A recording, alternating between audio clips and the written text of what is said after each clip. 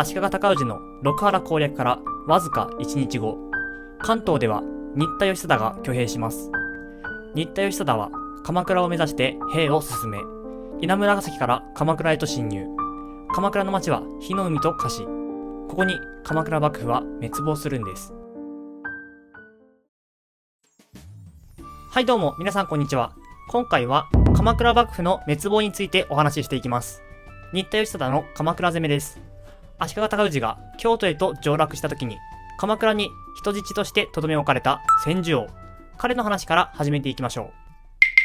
鎌倉に人質として囚われていた足利高氏の息子千住王は、足利家の家臣に連れ出され、鎌倉から脱出しました。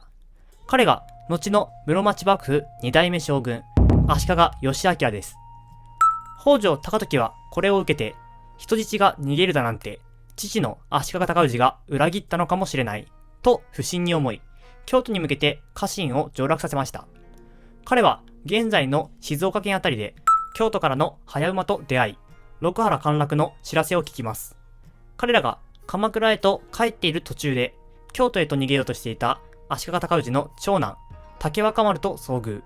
竹若丸は捕まってしまい、彼らに刺し殺されてしまいます。この家臣が鎌倉へと到着し、六波羅陥落を知った北条高時はまたも大軍を上洛させます。こうして兵が少なくなり、手薄となった鎌倉を攻略しようと立ち上がったのが新田義貞です。新田と足利は元はといえば近い関係にあります。源義国の息子義重から始まった氏族が新田、義康から始まった氏族が足利です。こう考えると両者は対等のように見えるんですが、新田の方が明らかに地位が低かったんです。理由を簡単に説明するために源平合戦の頃に遡ります。源頼朝が平清盛を倒そうと挙兵した頃、新田氏の家祖である新田義重は長いこと中立の立場を取っていました。そして源頼朝が関東を制圧した頃に、やっと源氏が勝ちそうだと判断して鎌倉へと参陣するんです。これに頼朝は参陣が遅いと叱責し、それ以降新田氏の待遇はあまり良くなかったんです。これに対して足利氏の家祖である足利義康は、頼朝と姻戚関係を結んだだけでなく、その後も北条氏と代々婚姻関係を結んでいました。このような経緯があったので、価格は大きく開いていき、足利高氏が六波羅を攻略した時の官位は15位の上、新田義貞が鎌倉を攻略した時の官位は無冠無位だったんです。千早城の戦いから帰ってきた新田義貞は謀反の計画を練っていました。そんな時に幕府から2人の使者がやってきます。幕府に反旗を翻した足利高氏討伐の兵を出す。兵糧が足りないから兵糧を出せ。こう言うんです。新田義貞はこの使者の1人を縛り上げ、1人を打ち首にします。そんなことをしたら北条高時が怒るのはもちろんです。新田義貞討伐を命じ、北へ向けて兵を動かします。これを受けて新田義貞は、今こそ兵を挙げるとき、もし味方が集まれば鎌倉を攻め、もし味方が集まらなければ討ち死にすると決定します。こうして新田義貞は生品神社へと向かい旗を挙げます。新田義貞の鎌倉攻めの始まりです。太平記の兵の数はあまり信用できませんが、生品神社で兵を挙げた時にはたったの150騎だったのが、越後の国から来た新田一族2000騎や甲斐信濃の源氏5000騎が加わります。こうして7150騎となった新田軍は利根川を越え、武蔵の国へと進んでいくんですが、そこで鎌倉から逃げてきた千住王が合流します。この軍勢は200騎と少ない数だったんですが、足利高氏の息子が新田義貞と共に鎌倉を攻めようとしているという事実が重要でした。足利が動いた。この情報を聞いた兵たちが続々と集まってきて、1日のうちに20万騎へと膨れ上がったと言われています。こういった情報は早馬によって鎌倉へと知らされます。西国、畿内の戦もまだ静まっていないのに、関東からも反乱が起こったんです。幕府軍は急いで作戦会議を行います。幕府軍の作戦はこうです。新田の省から新田義貞の軍勢が南下してきているので、まずは金沢貞政を現在の埼玉県北葛飾郡あたりへと移動させます。その後、千葉県の勢力と合流して、新田義貞の後ろへ回らせます。一方、正面からは、北条貞国を北上させ、入間川を挟んで戦い、これ以降は南下させないようにしよう、という作戦でした。しかし、彼らが小手指ヶ原に到着し、源氏の軍勢を見ると、溢れんばかりの数に驚きます。あまりの軍勢の多さに足踏みしてしまい、その隙に新田軍は入間川を渡ってしまいます。こうして始まったのが小手指ヶ原の戦いです。この小手指ヶ原の戦いは、両者が遭遇する形で戦いが始まったので、陣を張るような時間はありませんでした。新田軍が100機の兵を出せば、幕府軍が200機の兵を出し、幕府軍が1000機の兵を出せば、新田軍が2000機の兵を出す。といったように夜合戦が行われ、その回数は30回を超えました。日が落ちてきて夕方となり、戦いは明日へと持ち越しとなった頃には、新田軍が失った兵は300機、幕府軍が失った兵は500機となりました。新田軍と幕府軍は両者ともに引き上げて陣を張り、明日の合戦に備えるんです。こうして夜が明けた頃、新田軍は幕府軍に先手を打たれないようにと、幕府軍の陣へと奇襲を仕掛けたことで戦いが始まります。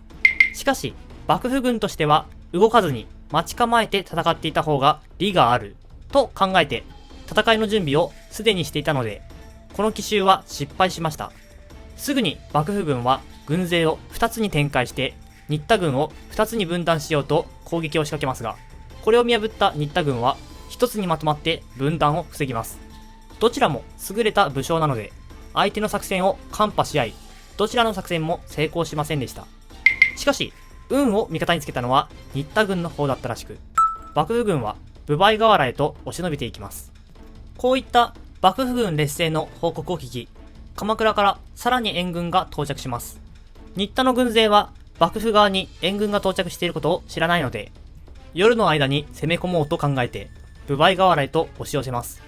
これに幕府軍は矢を放って攻撃。兵が増えれば矢も増えます。多すぎる弓矢の雨に新田軍が進めなくなっているのを見て、幕府軍は軍勢を分けて挟み撃ち、新田軍は撤退していきます。しかし、新田軍にも援軍が到着します。三浦義勝です。彼は北条氏を見限って新田軍へと寝返りました。つまり、もともと幕府側の人間です。これを新田軍はうまく利用します。新田軍の作戦はこうです。三浦義勝が相模の軍勢を集めて援軍として向かっているという情報を先に流しておきます。幕府軍は三浦義勝を味方だと思っているので、この情報を聞いていれば三浦義勝が近づいてきても不審に思いません。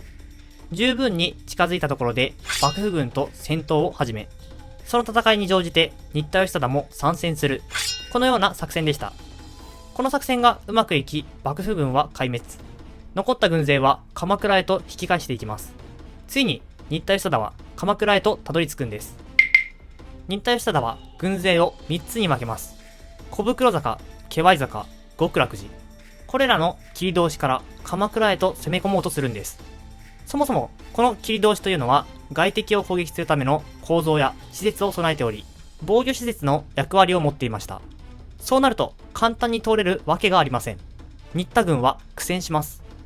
小袋坂を守っていた執権の赤橋盛時は、妹の当主が足利高氏の正室だったことにより、北条高時に疑われているのではないかと感じていました。その疑いを晴らすために決死の覚悟で挑んだんですが、多くの兵を失った責任を感じて自陣。その後、少し新田軍が優勢になりますが、突破までには至りませんでした。場所は変わって極楽寺切通しでは、大立宗氏と小皿木貞直が戦っていました。そこにやってきたのは本間山城の左衛門です。彼は小皿木氏の家臣だったんですが、この頃感動されていて、小皿木貞直に詫びを入れる機会を待っていました。まさに決死の覚悟で脇目も振らず戦いを挑んでいき、この戦いで大立宗氏を討ち取ることに成功します。この首を小皿木貞直の元へと持っていき、お怒りを受けたままの身では死ねませんでした。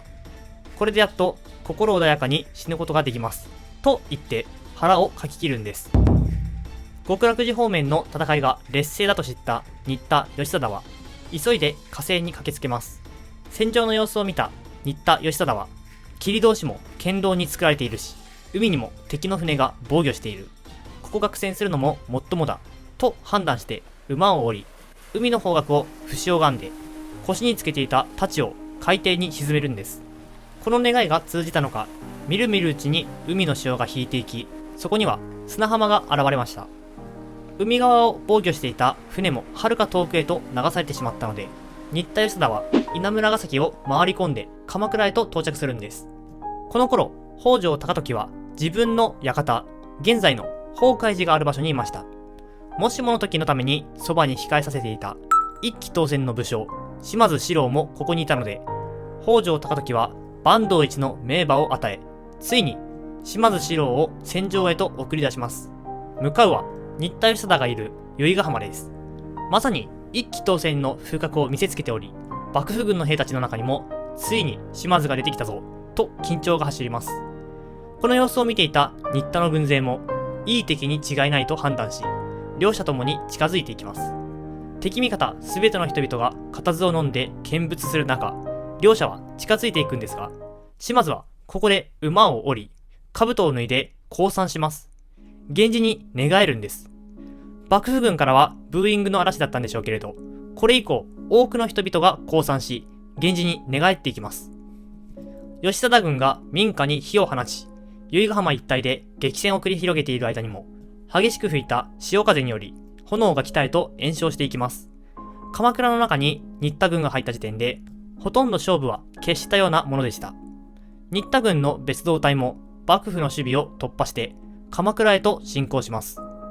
鎌倉は炎上し、各所で戦いが行われ始め、文字通り火の海と化していました。